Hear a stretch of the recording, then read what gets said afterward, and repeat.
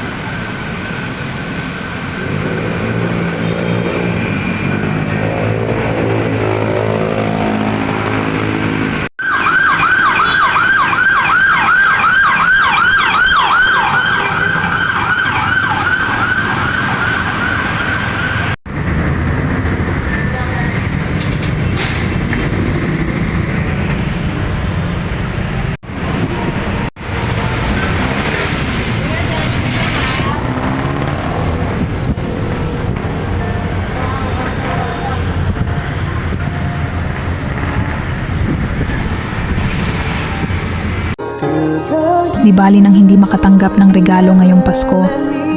Dahil ang pinaka-the best na regalo ay ang binigay ng Diyos na maayos na kalusugan at kaligtasan ng aking pamilya at mga mahal sa buhay. Yan na ang sapat na sapat para sa akin. Ang malaman na lahat sila ay ligtas at kasama ko sa mga sandaling ito.